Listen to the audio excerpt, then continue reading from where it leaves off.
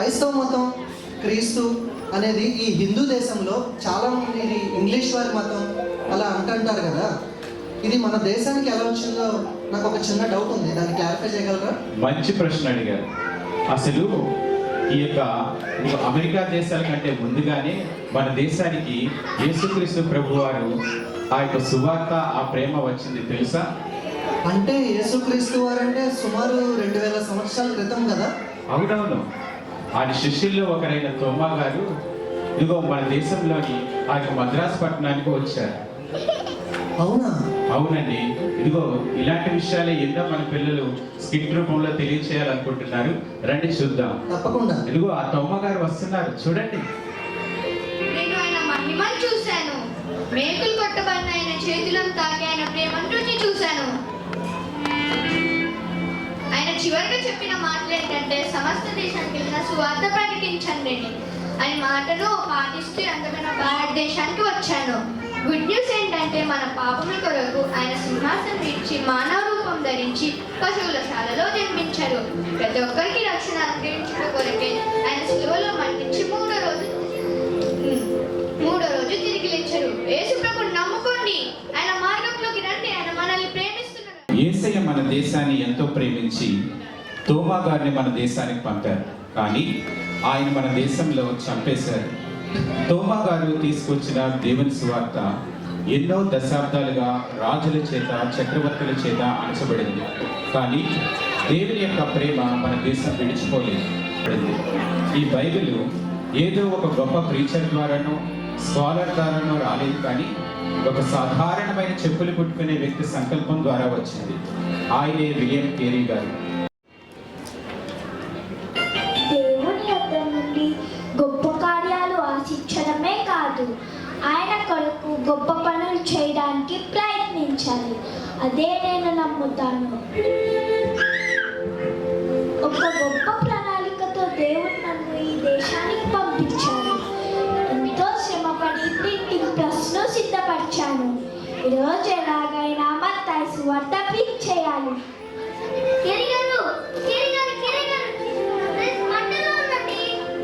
అయ్యో, మన ప్రెస్ మంటల్లో ఉందా?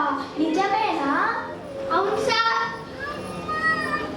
అయ్యో, మన ప్రెస్ మంటల్లో ఉందా? మీకు తర్జుమా చేసిన పేపర్లు, మిషన్లు అన్ని మంటలు కాలిపోతున్నాయండి.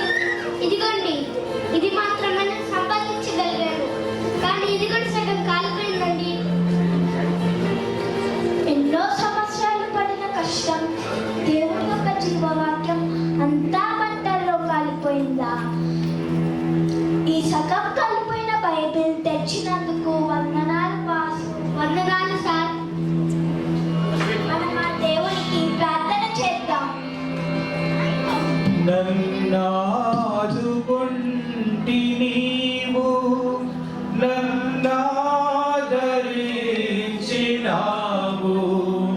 కొన్నావు నీవు, నన్ను మన్నించినావు నీవు. ఎన్నాళ్ళు బ్రతికి ఉన్నా నిన్నే సేవింతు దేవా. ఎన్నాళ్ళు బ్రతికి ఉన్నా నిన్నే సేవింతు దేవా. ప్రభువా నిన్ను నమ్మి నిన్నాశ్రయించినాను. నరులేమి చేయగలరు, భయమేమీ లేదు నాకు. నరులేమి చేయగలరు, భయమేమీ లేదు నాకు.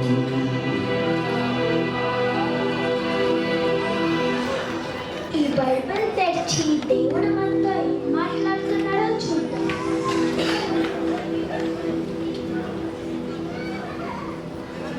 గడ్డివాడి పోవును, పొంగు రాలిపోవును, కానీ దేవుని వాక్యం నిరంతరమును నిల్చును. చూసావా బాసు, దేవుడు ఈ సగం కాలిపోయిన బైబిల్ ఈ కష్టసమయంలో కూడా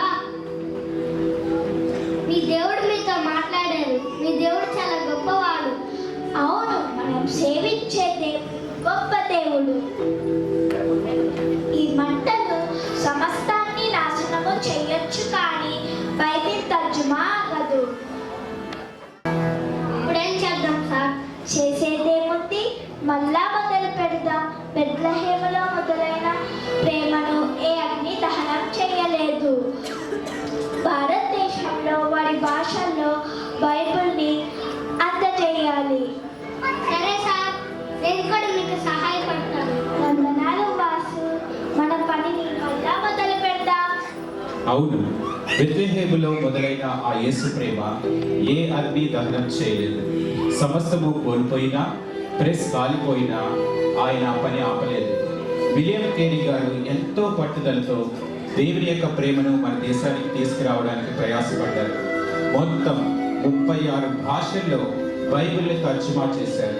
ఈరోజు మనం చదివే ఈ బైబిల్, పాడే పాటలు ఒక సాధారణమైన మనిషిని దేవుడు గొప్పగా వాడుకోవడాన్ని బట్టి సాధ్యమైంది. వీరి తర్వాత ఇంకా అనేక మంది మిషనరీలు దేవుని ప్రేమను మన దేశానికి తీసుకువచ్చారు. సాధు సుందర్ సింగ్, అబీ కార్మైకిల్, గ్రహం స్టేన్స్ మొదలైన వారు. నేను ఒక సిక్కుబారడను. ఎప్పుడూ నా మనసులో అశాంతి, అంతులేని కోపం, సత్యమేదో తెలుసుకోవాలనే తపన. ఒకరోజు రాత్రి నేను దేవునికి గట్టిగా మొరపెట్టాను. దేవా, నువ్వు నిజముగా ఉంటే నాకు కనిపించు, నాకు మార్గం చూపు. అప్పుడే ఆ క్షణంలోనే యేసు ప్రభు ప్రకాశమానమైన వెలుగులో నా ముందుకు వచ్చారు. మాటలు రావట్లేదు, శ్వాస ఆగిపోయినట్లయింది. అవును, బెత్లెహేములో జన్మించిన యేసు ప్రేమ, బెత్లెహేములో జన్మించిన యేసు ఆ రాత్రి నా హృదయంలో పుట్టారు. ఆ ప్రేమే నన్ను నిలబెట్టింది. పర్వతాలు, మంచు, ఎడారులు ఏమీ నాకు అడ్డు రాలేదు. మనల్ని ప్రేమిస్తున్న ఒక రక్షకుడు ఉన్నాడనే సత్యాన్ని మా ప్రజలకు చెప్పడానికి పంజాబ్ నుంచి కాశ్మీర్, టిబెట్ వరకు నడిచాను. ఈ విధంగా బెత్లెహేములో నుండి వచ్చిన ఆ యేసు ప్రేమ నా వెంట నడుస్తూ భారతదేశానికి చేరింది.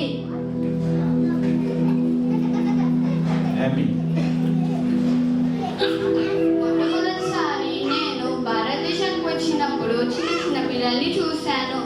ఎంతో అమూల్యమైన ఆ పిల్లల్లో కొందరు సమాజం విడిచిపెట్టబడిన స్థితిలో ఉన్నారు. కానీ ప్రతి చిన్నారి ముఖంలో నాకు నా యేసు మొహం కనిపించింది. బెత్లెహేములో పుట్టిన ఆ యేసు ప్రేమ నా హృదయంతో ఇలా మాట్లాడింది. ఏమి, వీరిని నీకు అప్పగిస్తున్నాను, వీరిని కాపాడు అని దేవుని స్వరం నాకు వినిపించింది. దేవుని స్వరాన్ని బట్టి వీరిని ప్రేమతో పెంచనీకి డోనావూర్ అనే ఆశ్రమంను నిర్మించాము. ఆశ్రమంలో నేను ఒక గొప్ప సత్యాన్ని నేర్చుకున్నాను. దేవుని రాజ్యంలో ప్రతి చిన్నవాడికి కూడా ఎంతో ప్రాముఖ్యం ఉంది. బెత్లెహేములో పుట్టిన యేసు ప్రేమ ఇప్పుడు ఈ చిన్నారిలో జీవిస్తుంది. గ్రహం స్టేన్స్. నేను ఒడిశా వచ్చినప్పుడు నా మనసులో ఒకే కోరిక, సేవ చేయడం. పేరు కోసం కాదు, గొప్పతనం కోసం కాదు, సమాజంలో పట్టించుకోక కుష్ఠరోగంతో బాధపడుతున్న వారికి దేవుని ప్రేమ చూపించడానికి మాత్రమే. 30 సంవత్సరాలు వారి చేతులు పట్టుకుని ధైర్యం చెప్పి వారి గాయాలను శుభ్రం చేశాము. మరియు వారికి ఒక మాట గుర్తు చేశాము, యేసు మిమ్మల్ని ప్రేమిస్తున్నారు. ప్రజల్లో కొందరు మమ్మల్ని ద్వేషించినప్పటికీ మేము వారిని క్షమించి వారి కొరకు ప్రార్థన చేశాము. అవును, మేము వారిని క్షమించాము. ఎందుకంటే బెత్లెహేములో పుట్టిన మన యేసుక్రీస్తు ప్రేమ మరణము కంటే గొప్పది, అగ్ని కంటే శక్తివంతమైనది, చెడును మించిన వెలుగు కలిగింది. మేము క్షమించింది మా బలముతో కాదు, మా శక్తితో కాదు. మా యేసు మమ్మల్ని ముందుగా క్షమించాడు కాబట్టే మేము వారిని క్షమించాము. దేవుని ప్రేమ బెత్లెహేములో పుట్టింది, కానీ అది అక్కడే ఆగిపోలేదు. సముద్రాలు దాటి, కాలాలు దాటి దేవుని సేవకుల హృదయాలలో ప్రయాణం చేసి ఆ ప్రేమ మన భారతదేశానికి చేరింది. భారతదేశం నిజ దేవుని తెలుసుకోవడం ప్రారంభించింది. విలియం కేరీ గారిని దేవుడు వాడుకోవడం ద్వారా దేవుని వాక్యము భారతదేశ భాషల్లో పొందుకోగలిగింది. ఏమీ కార్మైకిల్ ద్వారా అనాథ పిల్లలకు ఆశ్రయం లభించింది. భయానికి బదులు భద్రత, అవమానానికి బదులు గౌరవం, ఒంటరితనానికి బదులు దేవుని ప్రేమ కలిగిన కుటుంబాన్ని పొందుకున్నారు. సాధు సింగర్ సింగ్ ద్వారా దేవుని సువార్త భారతీయ స్వరంలో ఈ నేలపై నడిచింది. మన దేశ హృదయాలను అర్థమయ్యే విధంగా వారి అడుగుజాడల్లో సాగింది. గ్రహం స్టెయిన్స్ ద్వారా అంటరాని వారిని క్రీస్తు చేతులు తాకాయి. జాలితో కాదు, ప్రేమతో. పాఠశాలలు పుట్టాయి, ఆసుపత్రులు తెరుచుకున్నాయి, అనాథలకు గృహాలు లభించాయి, గ్రామాలు బాగుపడ్డాయి, హృదయాలు దేవుని ప్రేమతో మార్చబడ్డాయి. ఇంతటి మార్పు క్రీస్తు ప్రేమను బట్టి వచ్చింది. ఇది సాధారణ ప్రేమ కాదు, మనుషుల ప్రేమ అసలే కాదు, నిజమైన ప్రేమ, దివ్య ప్రేమ. బెత్లెహేంలో పుట్టిన ఈ ప్రేమ భారతదేశాన్ని చేరింది. Brother, very inspiring. ఎన్నో కొత్త విషయాలు నేను తెలుసుకునేలా చేశాను. ఈ ప్రేమ అనేది మన దేశానికి ఎలా వచ్చిందో తెలుసుకున్నాను. క్రిస్మస్ అంటే జీసస్ బర్త్డే కదా. క్రిస్మస్ అంటే ఎక్కడ చూసినా షాపింగ్, లైట్స్, చాలా హడావిడి ఉంటుంది. ఆయన పుట్టినప్పుడు కూడా ఇంతే హడావిడి ఉంటుందా? కాదండి, ఆయన పుట్టిక ఒక రాజభవనంలోనో లేదంటే ఒక గొప్ప కుటుంబంలోనో జరగలేదు. కానీ ఎన్నో తరాల ఎదురు చూపు, ఆయన కొరకు మార్గం సిద్ధపరిచిన కొన్ని హృదయాలు, అలాగే ఆయన పిలుపును విశ్వాసంతో నమ్మి లోబడిన ఒక కుటుంబం, వీటి ద్వారానే క్రిస్మస్ నేర్పిన ప్రేమ, సంతోషం ఆయన దగ్గర నుండి మనకు వచ్చాయి. బెత్లెహేములో యేసుక్రీస్తు ప్రభు పుట్టుక ఎన్నో సంవత్సరాలకు ముందే తన యొక్క ప్రవక్తల ప్రవచనాల ద్వారా ఆయన యొక్క కుమారుడు మనుష్య రూపంలో జన్మిస్తారని, ఈ లోకమునకు వెలుగు తీసుకువస్తారని వాగ్దానం చేయబడింది. ఆ ప్రవక్తల్లో ఇగో యెషయా గారు ఉన్నారు, మీకా గారు, జకరియా గారు ఉన్నారు. అదిగో ప్రవచనాలు. చీకటిలో నడుచు జనులు గొప్ప వెలుగును చూచుచున్నారు. మరణ ఛాయ గల దేశ నివాసుని మీద వెలుగు ప్రకాశించును. ఏలయనగా మనకు శిశువు పుట్టెను, మనకు కుమారుడు అనుగ్రహింపబడెను. ఆయన భుజం మీద రాజభారం ఉండును. ఆశ్చర్యకరుడు, ఆలోచనకర్త, నిత్యుడగు తండ్రి, సమాధానకర్తయగు అధిపతి అని పేరు పెట్టబడెను.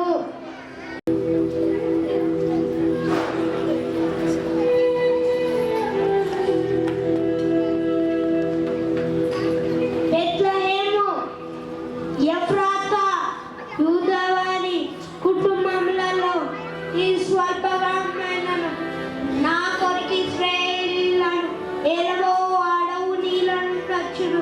పురాతన కాలం మొదలుకొని శాశ్వత కాలం మన ప్రత్యక్షమవుతున్నాను. సియోను నివాసులారా బహుగా సంతోషించుడి. యెరూషలేము నివాసులారా ఉల్లాసముగా ఉండుడి. నీ రాజు నీతిపరుడను, దీనుడై గాడిదను, గాడిద పిల్లను ఎక్కి నీ యొద్దకు వచ్చుచున్నారు. ప్రవక్తలు ప్రవచించారు, కానీ 400 సంవత్సరాల వరకు అంతా నిశ్శబ్దత. ఎంతో మంది ఎదురు చూస్తుండగా ఒకరోజు యెరూషలేము దేవాలయంలో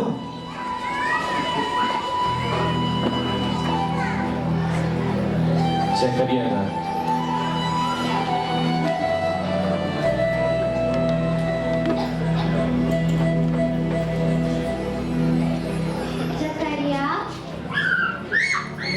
భయపడకు జకరియా, నీ ప్రార్థనలు దేవునికి వినపడ్డాయి. నీ భార్య అయిన ఎలిజబెత్ ఒక కుమారుని కనును.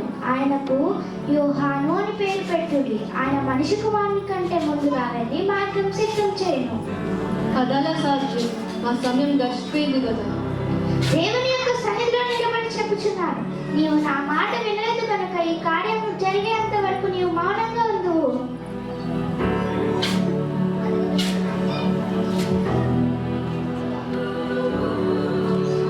మరియా,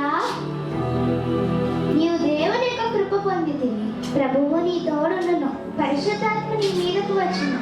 నీవు గర్భవతి వై కుమారుని కనును. ఆయనకు యేసు అని పేరు పెట్టుడి. నేను ప్రభు దాసరాలను గనుక నీ మాట చెప్పునే జరుగును గాక.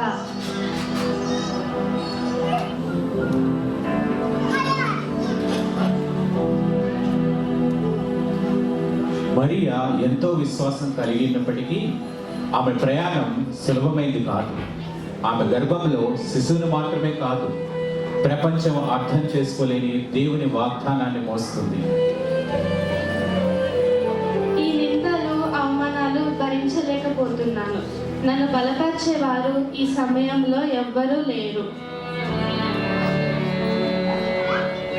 నేను ఎలిజబెత్ గారి వద్దకు వెళ్తాను. ఈ సమయంలో దేవుని బిడ్డలతో ఉంటే నా విశ్వాసం బలపడుతుంది. జకరియా ఎలిజబెత్ గారు.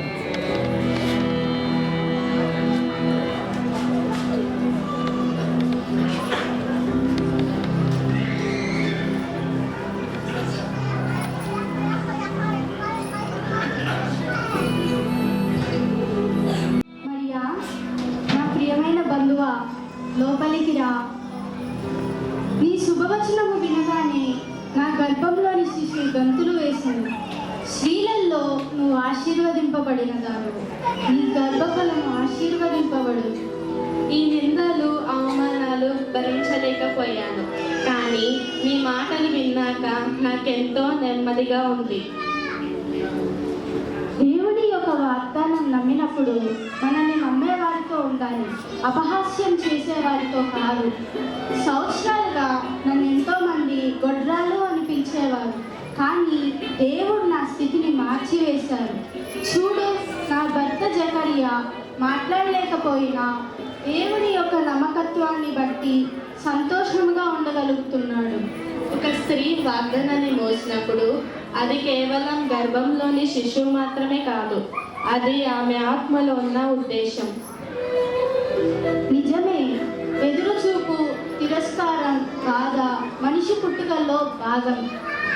దేవుడి యొక్క వాగ్దానం నమ్మినప్పుడు అది విశ్వాసం యొక్క గర్భంలోనే పెరుగుతుంది. మనం కొంచెంసేపు ప్రార్థన చేసుకుందాం. మరియా ఎలిజబెత్ గారితో సుమారు 3 నెలలు ఉన్నది. ప్రార్థనతో విశ్వాసంతో గడిపారు. ప్రపంచం ఇంకా చూడని వాగ్దానాలను మోస్తున్న ఇద్దరు స్త్రీలు దేవుని వాక్యంతో ఒకరినొకరు బలపరుచుకున్నారు. వారి సమయాన్ని వృధా చేయలేదు. ఇతరుల గురించి చెడుగానూ మాట్లాడుకోలేదు. కృతజ్ఞతతో ఆరాధనతో ప్రార్థనలో గడిపారు. విశ్వాసం గల స్త్రీలు కలిసి నిరీక్షణ పెంచుకుంటారు. బాధని కాదు, విశ్వాసం పెరుగుతుంది, భయం కాదు.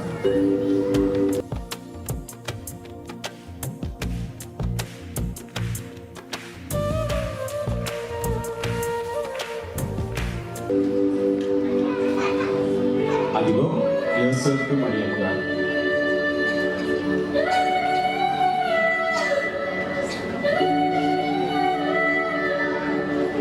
నన్ను క్షమించలేదు, నేను సరైన స్థలం చూడలేకపోయాను. భయపడకండి, ఈ శిష్యును నా గర్భంలో ఉంచిన దేవుడు ఆయన పుట్టడానికి స్థలము కూడా ఏర్పాటు చేస్తాడు.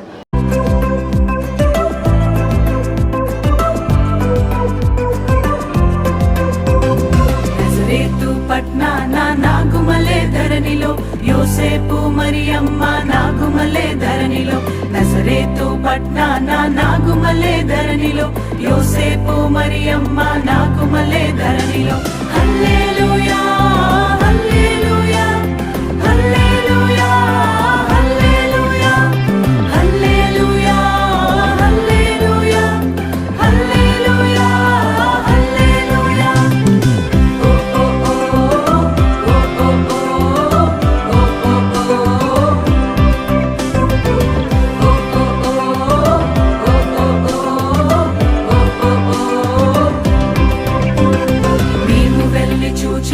స్వామి యేసునాథుని, మేము వెళ్ళి చూచినాము స్వామి యేసునాథుని.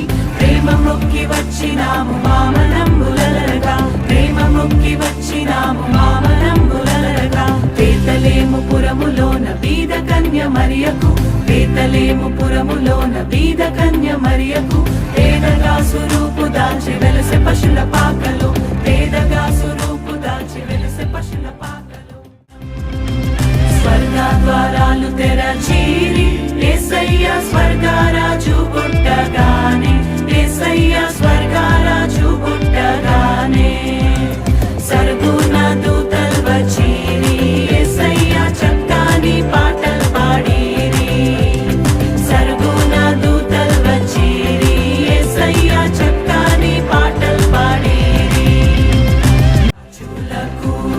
రాజు పుట్టన్నయ్య రాజులకు రాజు పుట్టన్నయ్య రారే చూడా మనం వెల్లుదామన్నయ్య రారే చూడా మనం వెల్లుదామన్నయ్య తారం చూచి తూర్పు జ్ఞానులన్నయ్య తారం చూచి తూర్పు జ్ఞానులన్నయ్య తరలినారే బెత్లెహేమన్నయ్య తరలినారే బెత్లెహేమన్నయ్య పదరా పోదామురన్న శ్రీయేసుని చూడ పదరా పోదామురన్న పదరా పోదామురన్న శ్రీయేసుని చూడ పదరా పోదామురన్న ప్రియులారా, ఈ క్రిస్మస్ మనసులో పెట్టుకోండి. పశువుల పాపకు ముందుగా ఒక సందేశం ఉంది, శిశువుకు ముందుగా ఒక వాగ్దానం ఉంది, ఆనంద వేడుకకు ముందుగా ఒక విశ్వాసం ఉంది. నీ చిత్తమే నెరవేరాలయ్యా అన్న ఇద్దరు స్త్రీల యొక్క విశ్వాసం ఉంది. కాబట్టి ఈ క్రిస్మస్ సమయంలో నీవేం నేర్చుకున్నావు? పరీక్షించుకో. విశ్వాసమా లేక ముసలమ్మ ముచ్చట్లా? పరీక్షించుకో.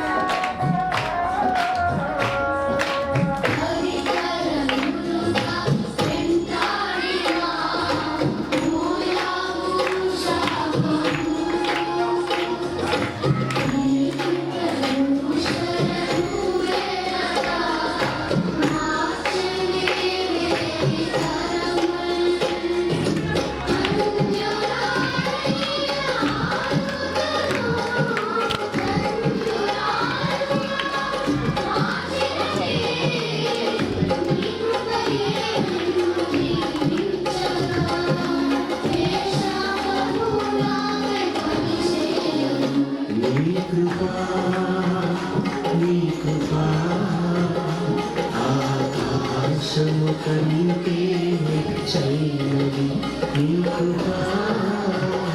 నీ కృపా ఆకాశము కంటే చైనది మౌనిగా